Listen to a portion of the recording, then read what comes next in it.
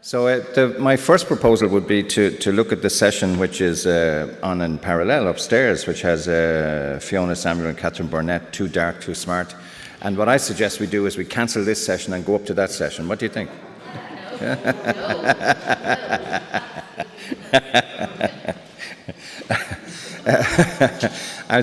We still haven't got our entire panel. Peter Henning is probably trapped in the lift somewhere. But if it's okay with you, and Peter will manage very well, let's go ahead. We spent 2 days here. Some of us have spent 2 days beforehand already in the meeting of the International Affiliation of Writers Guilds. Many people here will spend the next 2 days at the General Assembly of the Federation of Screenwriters in Europe, talking about really interesting questions, fascinating discussions. I thought the session on writers' rooms yesterday was really good. The craft sessions that we've been having are really nice and really interesting. And we've been talking about all those incredibly complicated European Union politics and regulation politics and so on and so forth. And of course, when it comes down to it, at a certain point, I think it's an American expression, when the rubber hits the road, is it? When the rubber hits the road, that's an American expression. I don't know, yep. You know, eventually when you come down to the hard facts, when you come down to the hard point of it, representative of your guild sits in a room with the representatives of the producers or the broadcasters and starts to talk about money. And for me, that's really the most important part of all of our collective discussions here. The essence of how writers manage to be better paid than they are is in negotiation with producers and broadcasters in collective bargaining. And for me, collective bargaining is the key question. I think something that has happened that's very interesting in this... hi, Peter. Lost in the lift?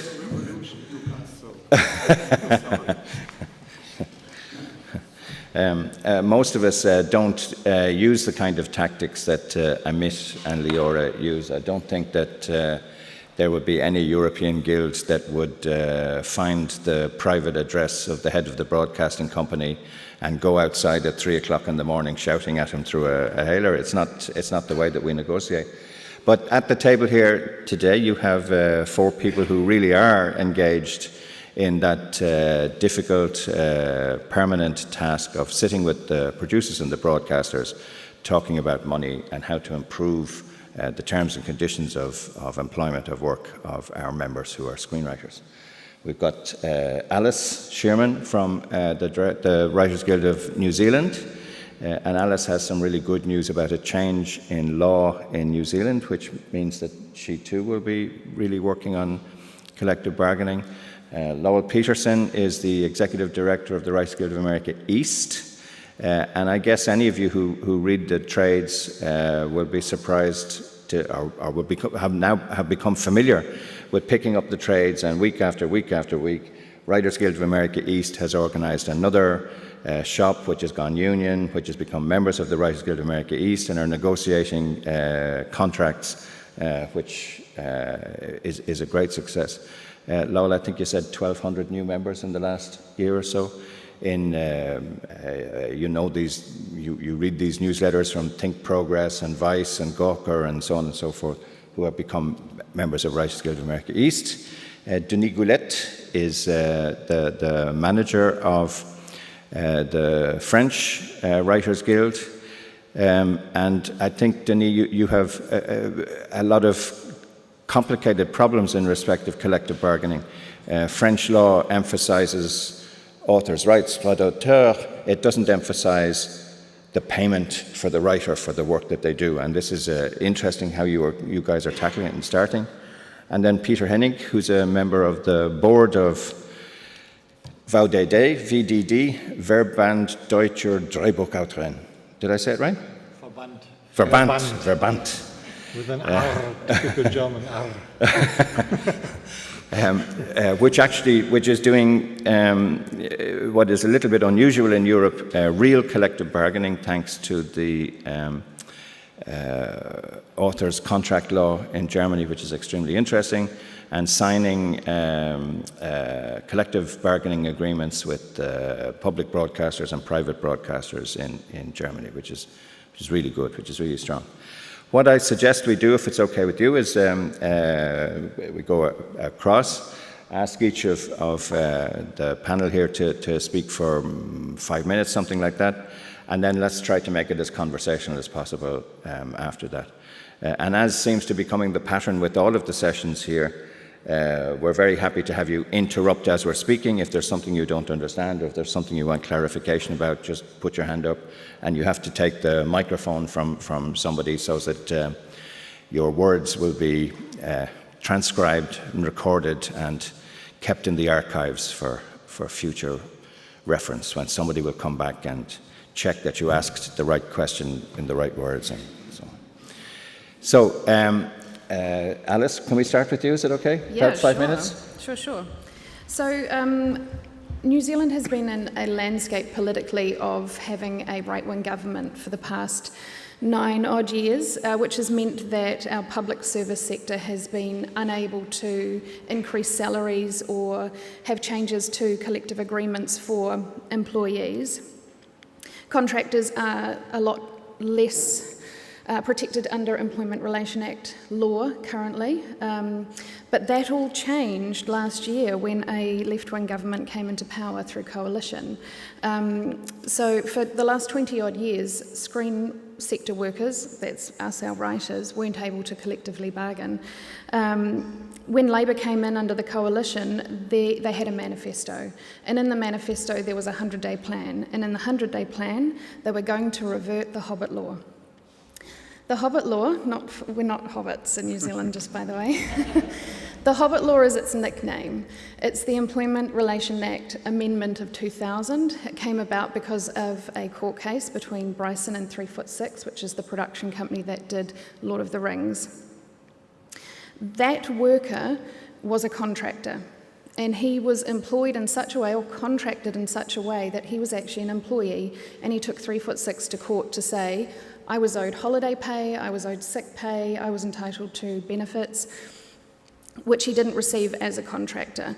And because of that, and the timing of The Hobbit filming in New Zealand, that production company, along with their American production company, went to our government and got a carve-out created in the Act, which was called the Hobbit Act, which meant that screen workers couldn't collectively bargain, even worse than currently legislated.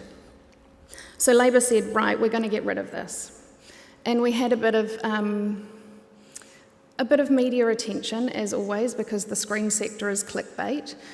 And people were saying, why should we give special treatment to screen workers? You know, they don't do anything for our country, even though we bring in $4 billion per annum as a sector. So we worked with Labour. The Act is not going to be repealed, it's going to be amended. So we're now working with the government, and we've just completed that work, which has taken the last 6 months. We've worked with the Minister of Employment Relations to create a framework that screen workers can now collectively bargain. This framework has 5 underpinning principles, which include minimum rates and terms.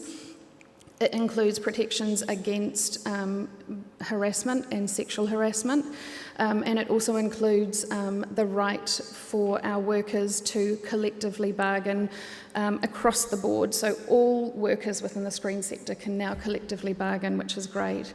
In the 6 months that we worked under the Film Industry Working Group, that included us, the writers, the directors, the technicians, and the producers, we almost didn't make it. The producers didn't want to include pay under the guiding principles.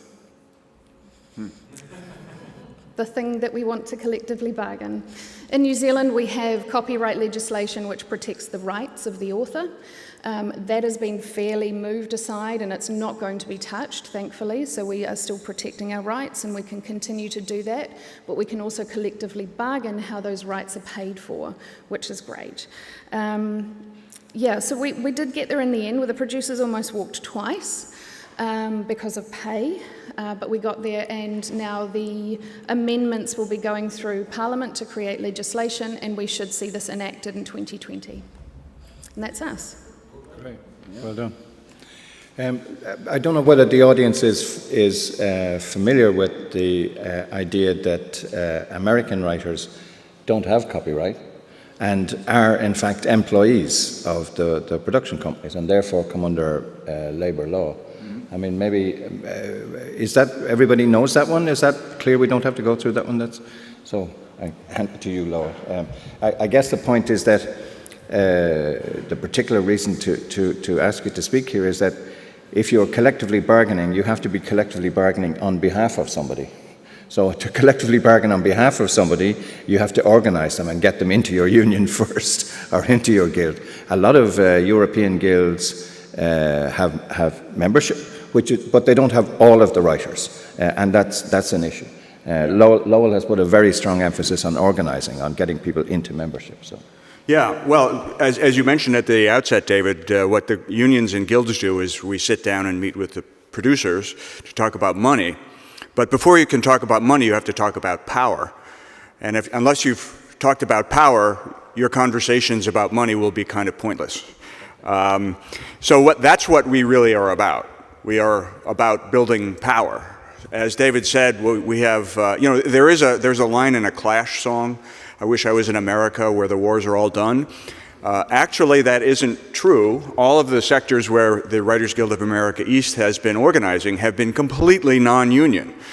We aren't simply going in with, resting on 50 years of collective bargaining history. We are creating that history.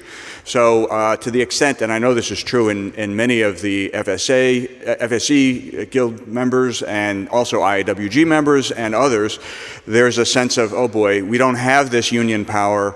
What does this mean to us? You have to build the power in order to move ahead. And you're absolutely right that the legal structures make it more difficult in certain national contexts. I will say that in the United States, unions were also illegal. Here we are in the basement.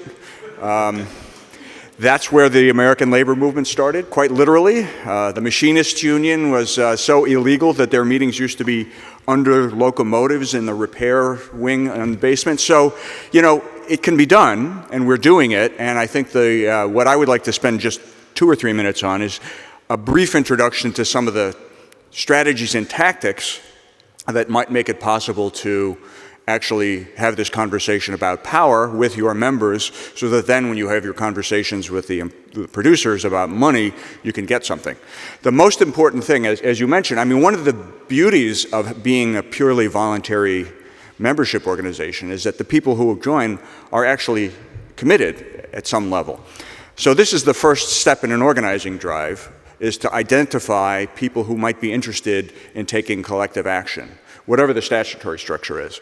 So that is, I think, a function that all of the member guilds can undertake, and then be systematic about it. Our organizing department is our largest department, and all of the organizers are trained to do this work, and you can do it. These are success stories, these are stories of victory, these are stories of people having these conversations about power and then making a difference with that power in a totally non-union context. So building on your current membership, you can talk about all of the writers you haven't had conversations with and assess whether you think they might be interested in taking action together, whatever form it takes, and then build your lists and have meetings, and over the course of months and years, have a better sense of how much work you still have to do to get critical mass, to get enough people to take action. And then you can start assigning tasks to people to test their commitment. It's one thing to talk to yourselves and to come up with strategies and to write good statements about what the aspirations of the guild are. But when you actually test your members and say, will you tweet about this? Will you go to this meeting? Will you take up the speakerphone like they did in Israel? All of these ways are testing the commitment of your members. And once members start getting involved and start taking action, it gives you a foundation to build on until ultimately you've built enough solidarity internally to take more aggressive action and take union action. So that's the the strategy that we have employed. We have members who in the digital news sector, in the reality TV sector, and frankly, even in our heavily unionized sectors, where people are afraid. People think, why should I do this? This is going to hurt my career. I'm not going to actually get anything out of it. But if you are systematic about building support, assessing the levels of support, engaging your members, and taking action, you can actually turn it around and have this conversation about building power and actually build power. So I think that if I can import any one single lesson from the U.S., it's that. Our statutes certainly are more friendly. They're more like what you've recently achieved in New Zealand. But fundamentally, it's about members being willing to take action together, because it makes sense to them. It makes sense to them personally. It makes sense to them economically. Last point about that is a lot of the people we've organized are young, millennials, reputed to be apathetic, narcissistic. Not true. What they are is people who demand to be engaged. The only way you can actually build power is to let the members have some say in it and actually engage them in these conversations and be transparent about it. And this will deepen their commitment to whatever collective project you put together. So yeah, we've been able to, our union is growing. We've grown 30% in the past 5 years. We're winning significant gains economically for our writer members. And there is a momentum that gets generated as you start building power and winning victories that is pretty inspiring. It's the reason why we all do this work.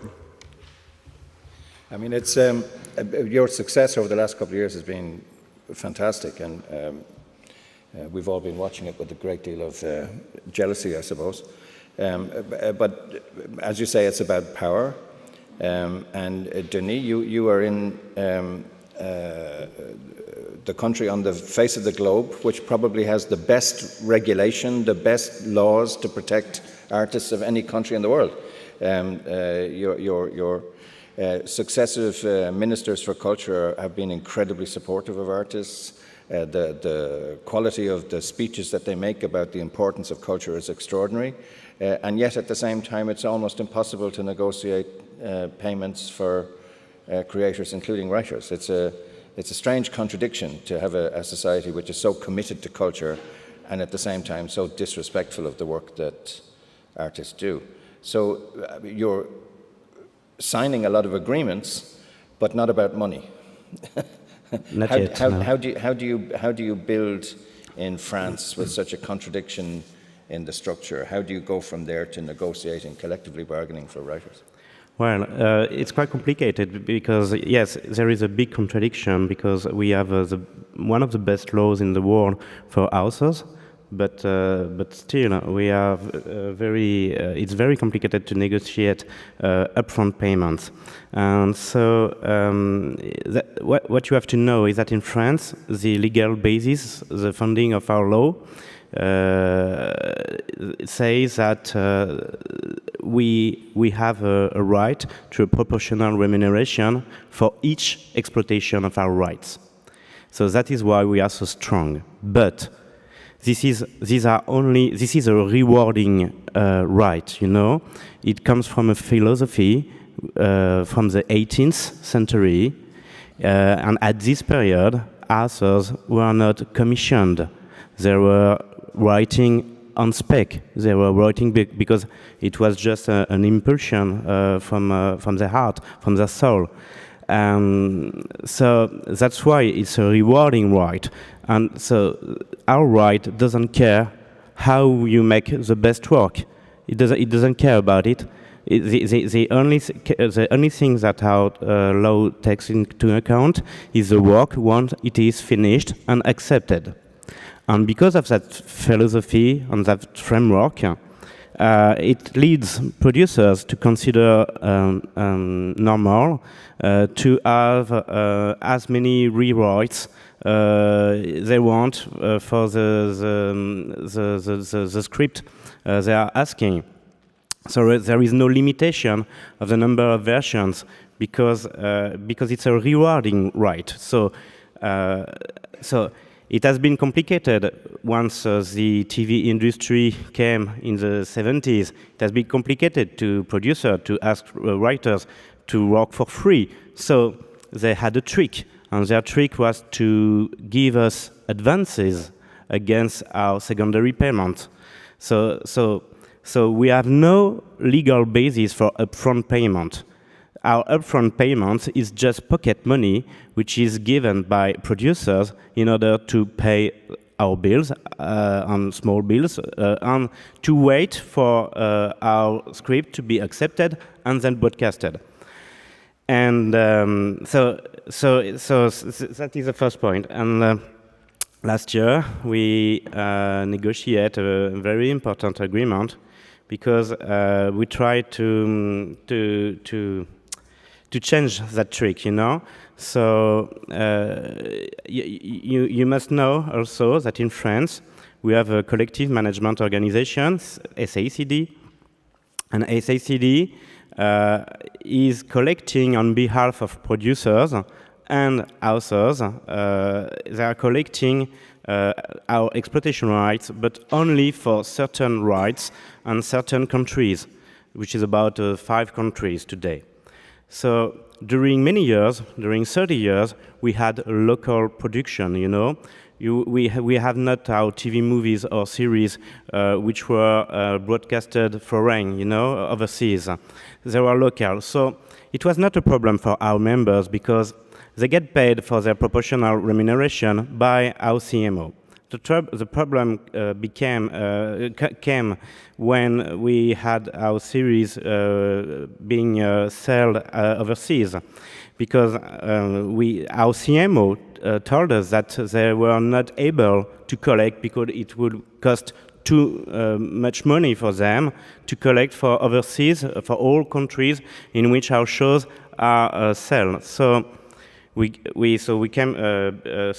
asked the producer to give us a statement of account in order to collect our proportional remuneration, and explained to us that it was just very expensive. It would be very expensive for them to make that statement of accounts, and that because of our upfront payments, which are advances, we will not have anything, you know, because as our upfront payments are advances, they don't have to give us any money because it's just impossible to reimburse the advances they gave us as upfront payment. So the main issue of the transparency agreement we signed last year was to make sure that once the cost of a film is amortized, it's no longer possible for the producer to ask for the reimbursement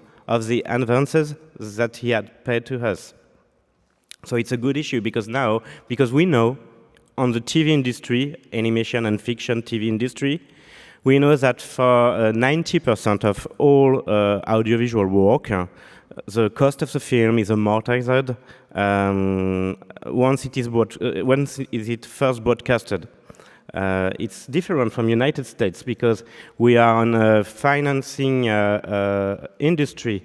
It's not gap financing. It's very different. In the United States, I think that producers, they are expecting their work to be overseas in order to be complete. And in France, you have the broadcaster, which gives almost 70 to 80% of the whole cost of the film, and then you have public fundings, which gives the gap, you know. So we are sure that with this agreement, producer will have to pay for us the proportional remuneration in which our CMO doesn't collect yet money. Oh, okay. It is in Europe. Talking about power level, we rely much more in Europe on regulation, on legislation to give us the power, to give us the authority, which means that political lobbying is far more important. We've been talking about the new copyright legislation which is coming in the European Union, And the basic principles of that copyright legislation are transparency, so that we will have information and can work with the information. But also those basic principles of information being available, of the so-called bestseller clause, which is maybe not a good way to describe it, but those principles which are now going to be applied at the European Union level have their origin in German law. The German law, the German regulation actually has authors' rights contracts in German legislation, which is fantastic and is unusual.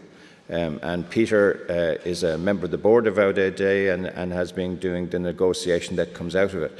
And the logic of the negotiation, as I understand it, Peter, is for the broadcasters, they look to the legislation, and the legislation says you might have to pay more money to the writer at some point in the future.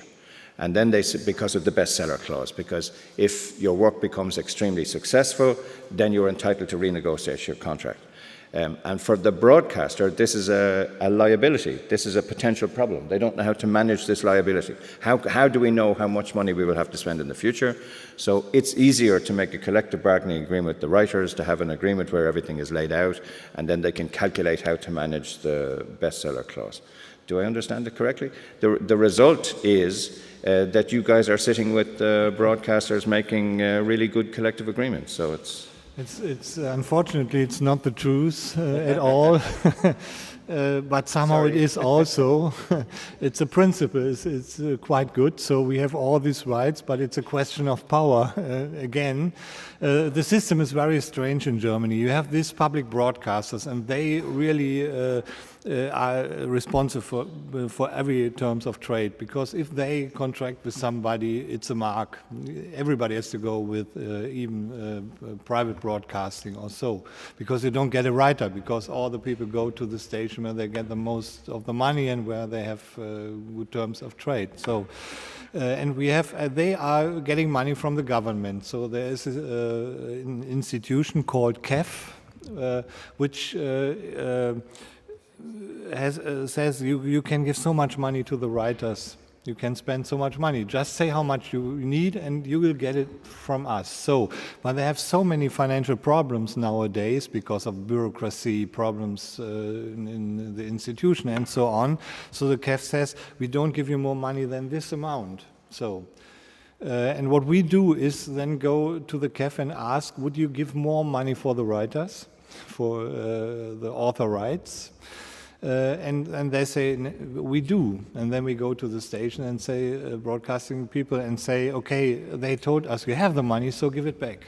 Just and they say, yeah, we can't because we have so many problems. And we realized at one moment they could do it, but it rises the whole budget of the station. So the KEF again says you have to get some change in your structures. So people have to be fired, for example, in your station. They don't want it because their kids all get jobs in the stations and things like this. So. And so I would say it's very complicated because we always have to go through the whole ring, I would call it. So we negotiate with them, we sit there and they say, we can't, we would like, we love you, everything is great and we need you.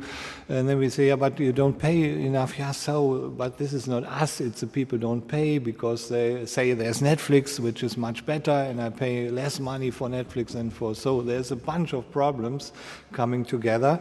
So what we have always to do is on one hand gaining power somehow. So but what do you do if you are one writer, or let's say we are in VDD we are 450 nowadays, and we have the publishers. This is something maybe you have to understand. In Germany the public TV was a gift from the British to make us democrats, so it was a very high aim and everybody tried to be good at this. So in the beginning they treated, I'm a generation who has been treated very well. It was very easy to get money from, and it was fair payment always. So, but it was mainly dealt out by the publishers, who were somehow the agents of the most German writers. So. And we didn't know it because we all, if you hadn't a publisher, you also got the same money because they said it's a fair payment if everybody got the same money. There is also the publishers, so a great work we did, and I think it's the most successful thing nowadays is that we, after years trying this, we got the publishers to be on our side. So we are negotiating together. So now it's really that we have all writers in Germany who are of importance. And we have all the best, and so this is how to gain power. On the other hand, it's still maybe 800 writers. So, and if you go to public and say writing is something which is about culture, so it's not so difficult in Germany because we had Goethe, and I don't know, everybody has this education, and writing is something important, and you need a narrative for the country. It's not to discuss. But also, on the other hand, like in Switzerland with No Billag, you have lots of people who say, but it's the worst television I've ever seen, so I'm on Netflix. So why support an overpaid writer who is writing shit? So, and then we again have to argue and have to say, go back a little, because it's not just we who do the shit. Maybe we write a good stuff, but it's going to turn into shit by the broadcasters. So you see, it's very complicated to go public with an issue of writers, because people think we're writing bad stuff and are overpaid. That's the truth. So, but then you have to start and have to show them, you know this name, you like this show from him. It's written by somebody who has to be paid, because if you don't pay him, you don't get the show. It's nearly the same as you had in the States before your strike. So this is one way. So we use every possibility to get public, but there are very small opportunities to go public, mainly if there's some conflict or something. What we have now, we are in a quite lucky situation, because always we thought about strike and nobody said, oh no, I can't do it because I have to make a living and it's a huge problem. But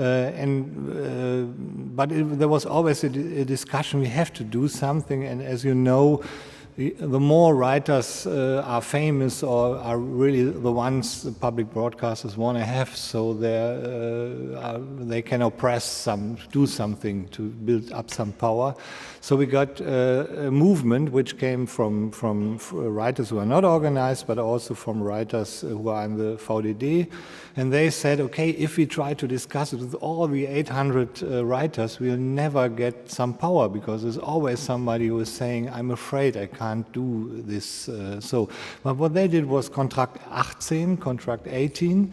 They built up a group and said, we have to sign a contract where we say we are just working if you give us this and this and this and this. And it was mainly about respect. This is the first step, I think. It was not about bargaining or something like this. I hope it follows.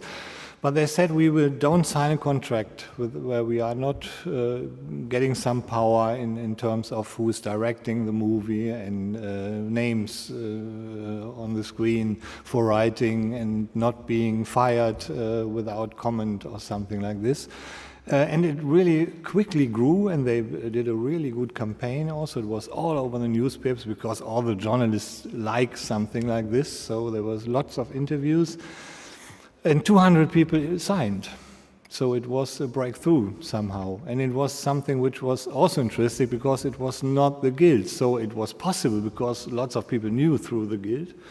But it was not the guild. So we are on two ends. So now I can go to the negotiations and can say, you see what those writers do, and they are really angry.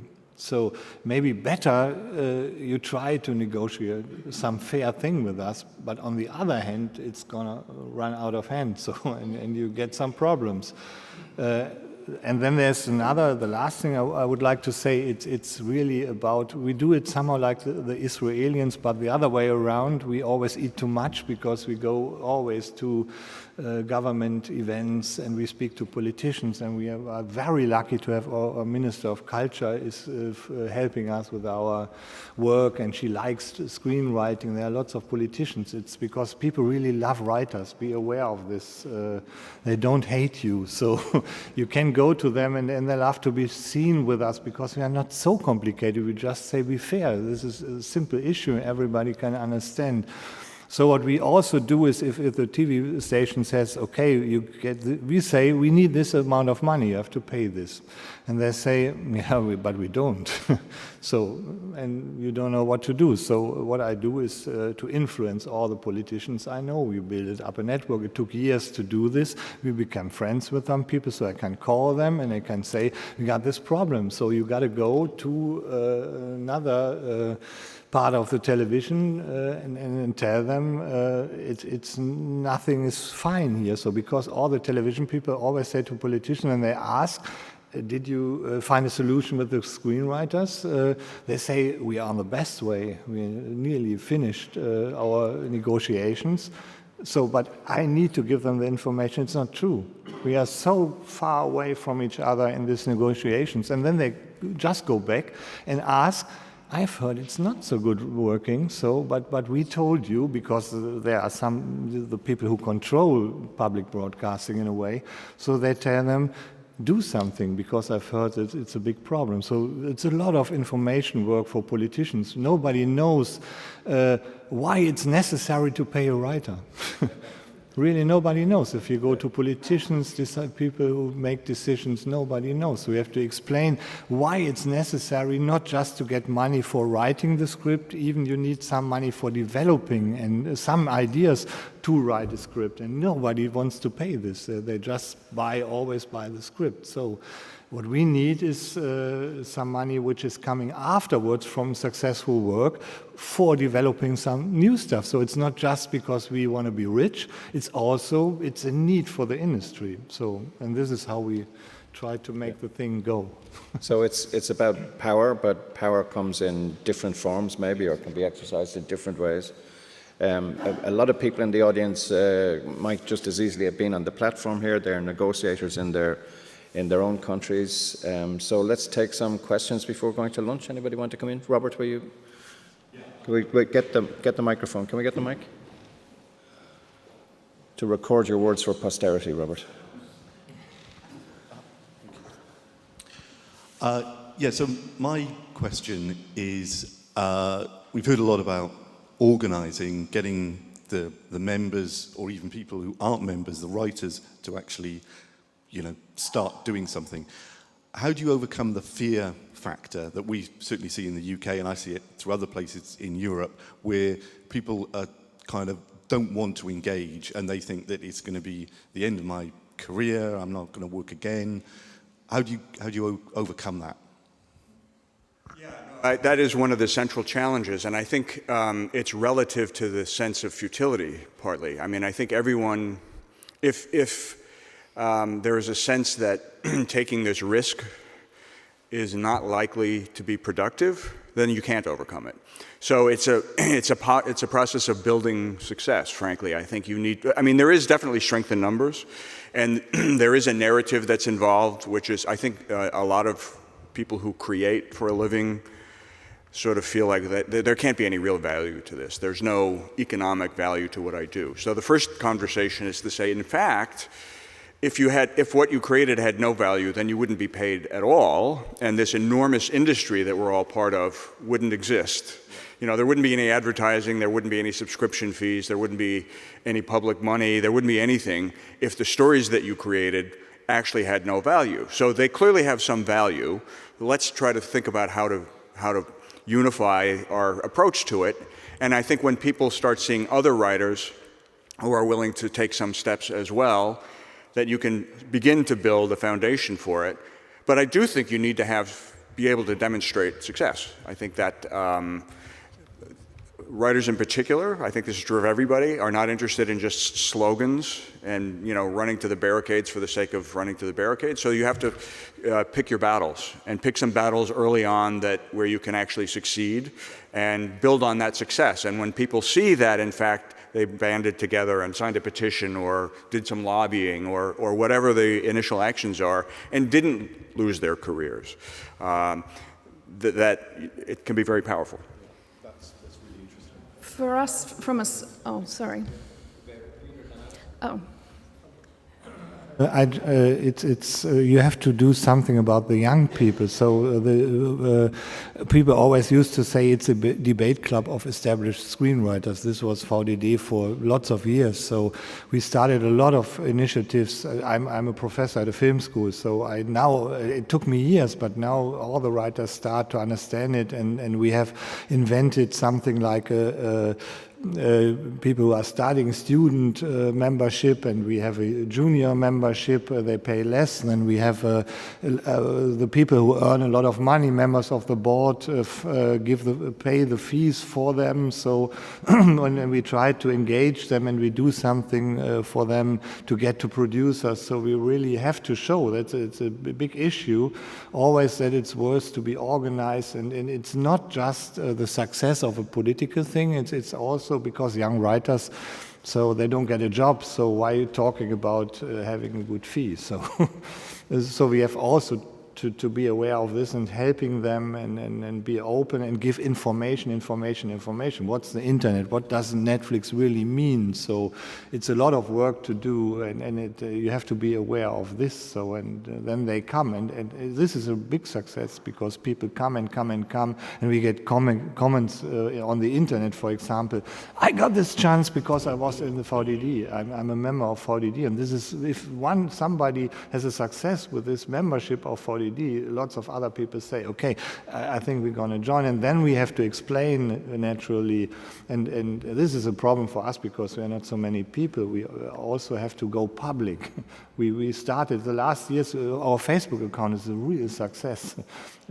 So do this, go on Instagram, go on Twitter, because you reach the people over there and they respond. I think all guilds, even the American guilds, do what's not usual for unions is providing services to their members which are not the same as having contracts. So annual awards and training initiatives and information distribution and so on and so forth to give value to the members, which is not the same as contract. But at the end, what you're really trying to do for your members is get the contract. So it builds solidarity, builds cultural solidarity. People see the guild as a place to come with like-minded people and build their careers. For us in the smaller market, the idea of unionism feels quite foreign to our people because we haven't been unionised for over 20 years. So it is exactly that. We offer services, professional development services. We help our people with things that they didn't realise they could get help with from the guild. So we do individual contract negotiations, we do career checklists, we ensure they have the professional skills to become a better writer. And those are the things that draw our younger and newer members in, because they are our future. We are going to die. That we need them to carry this on for us. And so to get them in the door before the unionism is about how can we help them as an individual. And that's how we're connecting with our younger people. You get your members in, you get that level of power. The European unions in general can't take the next step and negotiate contracts. It's quite unusual to be able to negotiate contracts, unlike the Americans. What do you have that we don't have? One of the things that we know you have is the real power of being able to strike, which you exercise. We do. And we don't have the power to strike. But you were talking about this very interesting idea. It's not really a strike, but a kind of contract strike. It's a great idea. I would have liked, I've had it. I didn't have it, but those people had it. And because they decided, always wanted to make a manifesto, because Germans always think if you explain something and which sounds very clever and necessary, people agree, but it's not true. But this contract thing, I think it's a really good tool, because if you have 200 writers, which are people who are writing for television, if they don't, and in the end, you also can sign, even if there is not everything fulfilled. But if all these people just for 3 months, it increased a real problem for the production companies, everybody, because no contract is signed. We have a situation where hundreds of contracts are laying down, and then the producers come to us again and say, what do we do? And we say, okay, put this out, do what they want you to do, so because they don't sign it. And then they start to make compromises, so you can then also make compromises. Just one on the strike thing. Many people strike who don't have the right to strike. This is a history of the labor movement. But what you do have is political power, and I think that the way of building member involvement is a good way to increase your political power. I think you've been effective at that. So there, and then Suzanne. I can't quite see you in the dark, so excuse me. I can see your hand, but is it okay, Suzanne? Yes.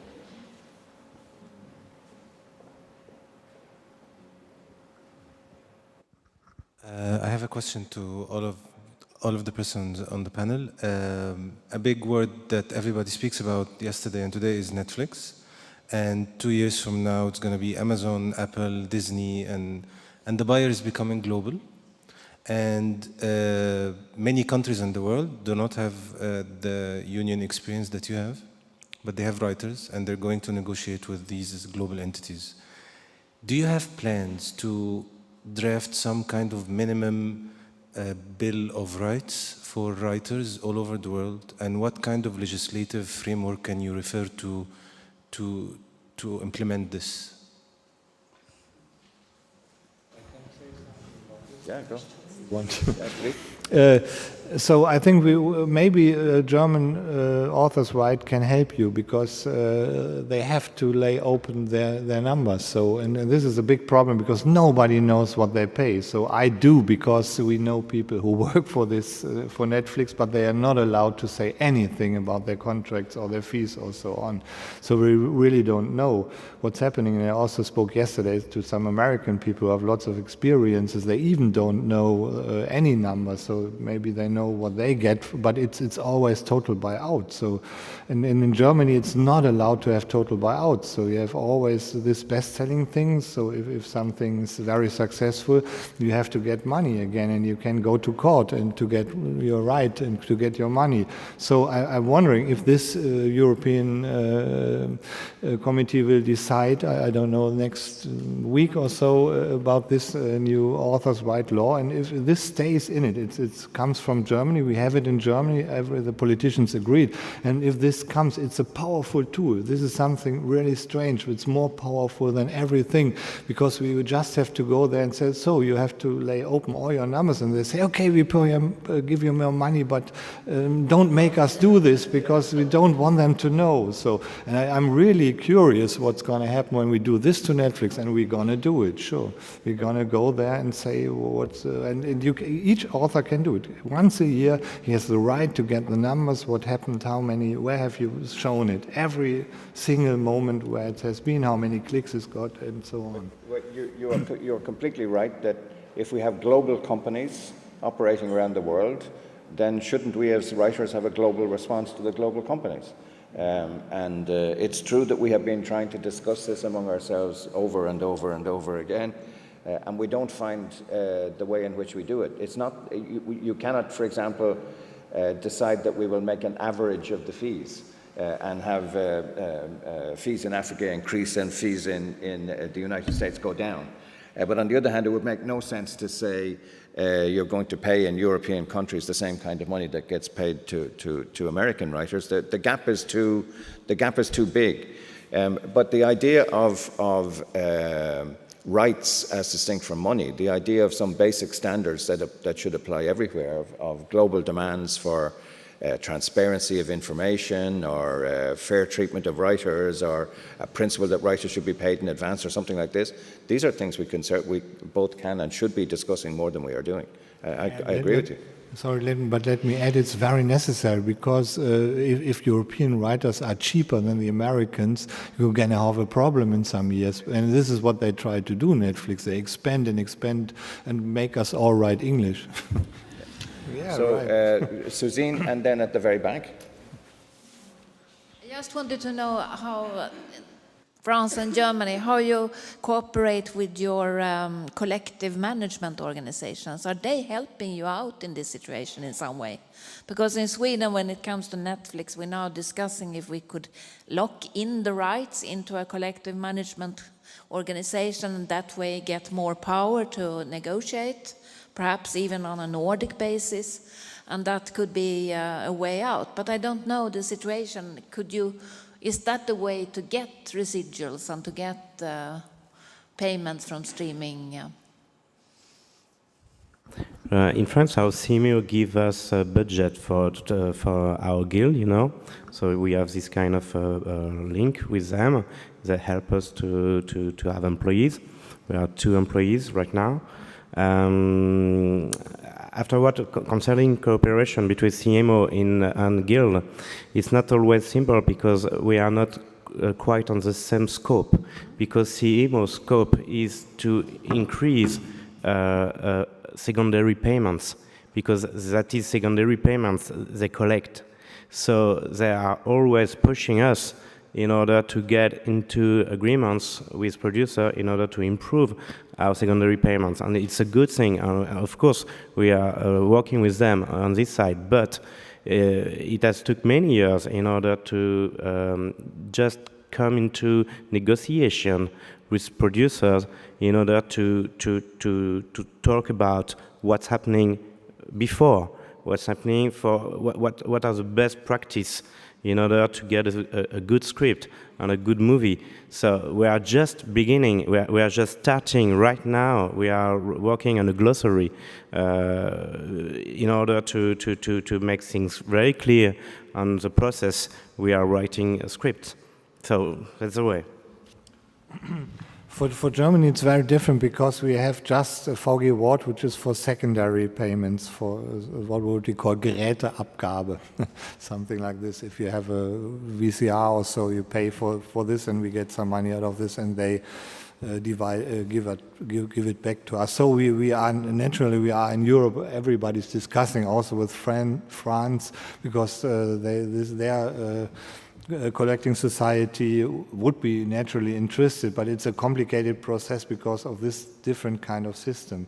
But I think for sure we see the Gamma is very successful for the musicians. They were the first ones who brought YouTube on the table, so we are not able to do this at the moment. Nobody is, so we're thinking about this, but it's something which is quite complicated. Yeah.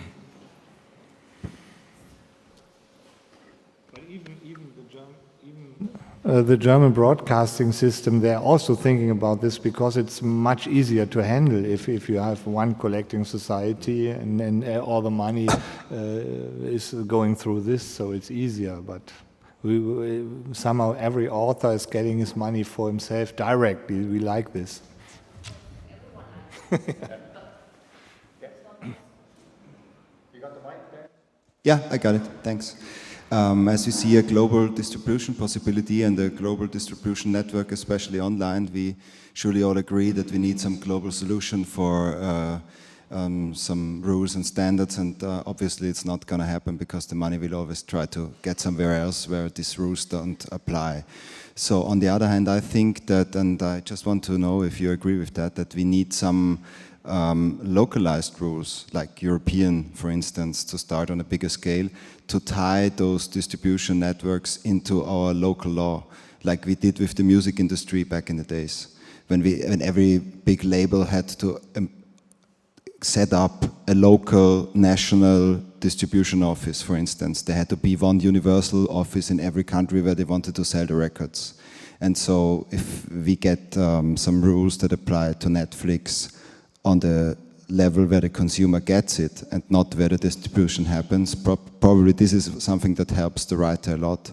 And I think that some lobbying needs to be done with consumer protection societies. I think those are big friends for us, actually, because it's always in the interest of the consumer that the producer also gets paid quite well.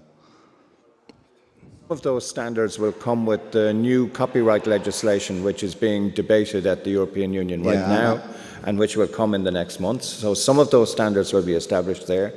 And yes, when those ideas were being discussed at the beginning, we worked quite closely with BEUC, B-E-U-C, the European Organization of Consumers, and they have quite a complicated position, but they were on the side of the authors for sure.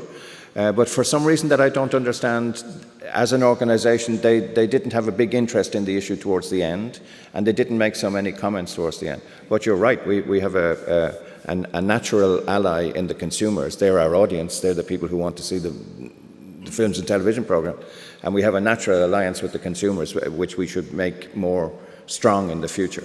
But the negotiating standards at the European Union is something that goes very, very, very slow.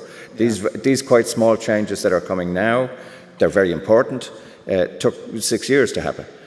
They will not discuss copyright again for another 10 years. So, yes, but not quickly, that's for sure.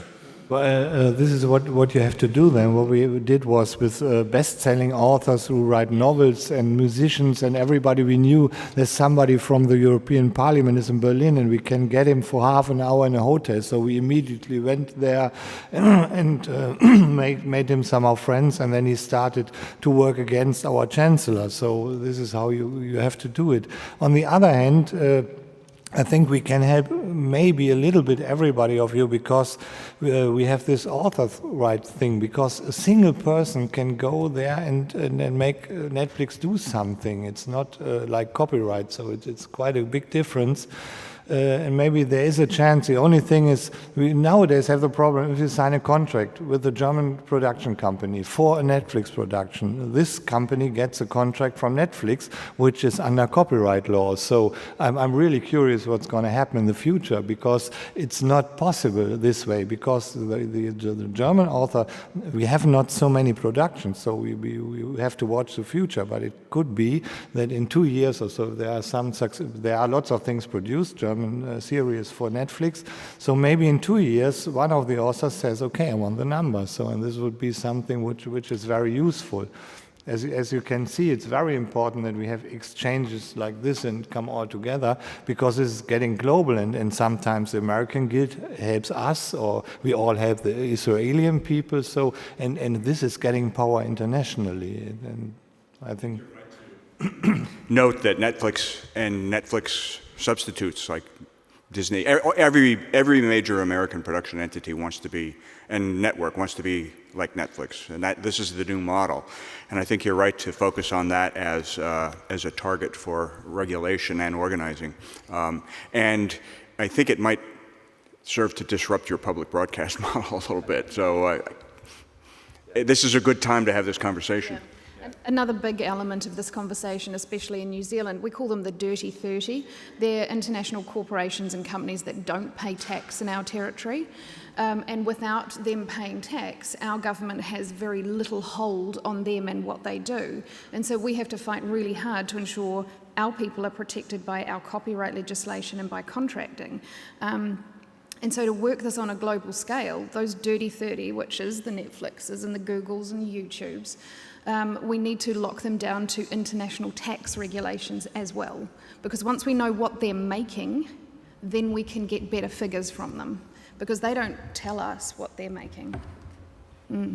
We're coming towards the end. I saw one hand for, we go one more question. Is that okay? We just have that one. There's the mic behind you. Thank you. So I just wanted to ask if you think that having a CMO that also covers producers under the same umbrella as authors is a good idea, generally, and if yes, what are your experiences in getting the producers to be on your side?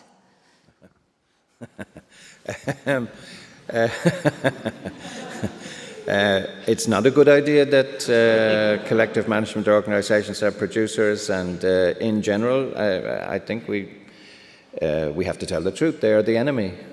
They're not our friends. We're not working together. It's not the same thing. They're the people who have our money and won't give it to us. Negotiating with them is difficult because they don't want to pay. And then it becomes strange because in Europe, sometimes producers have rights, and sometimes it's logical that we should work together, with Netflix, for example, where the producers have an interest, as we do, to try to find out more what is happening with Netflix. But I don't know. I don't know what the rest of you think, but with me, it's a gut instinct.